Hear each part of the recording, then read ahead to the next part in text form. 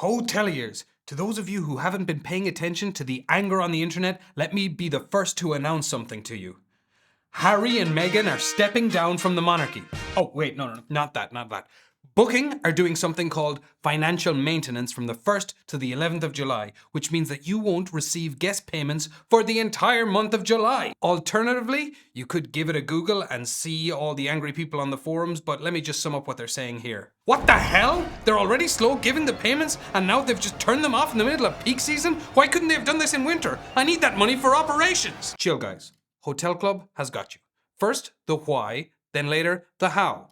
Why are they doing this? Well, first thing to understand is you're not a partner, but a product in their eyes. Sorry, they're basically farmers sending their cows to the circus before the abattoir. Why? Well, they'll make a few extra euros at 5% by holding onto that sweet, sweet summer cash flow, just like a cow on a unicycle makes the farmer a few extra bob before she's chopped up into steak and mince. But how, you might ask, can we get around this? How is this possible? Booking essentially changed up their default payment options last year, so everything gets held onto by way of virtual credit card until the guest arrives or later. That's right, an unspecified amount of later.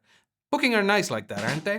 The good news is that you can get around this relatively easily. Go to your extranet page, then properties, then policies, and then pick which one works best for you. So credit cards on site, cold hard cash, grain, it's all there. Well, maybe not grain. Just remember the inconvenience is the default, the convenience is yours to gain, and the person who told you this is me, Donica from the Hotel Club. Guys, if you enjoyed this video, like it, share it, press the little bell so you don't miss any more, and we'll see you next time. Oh, and head over to thehotelclub.com, subscribe to the newsletter so you don't miss us when we come to town.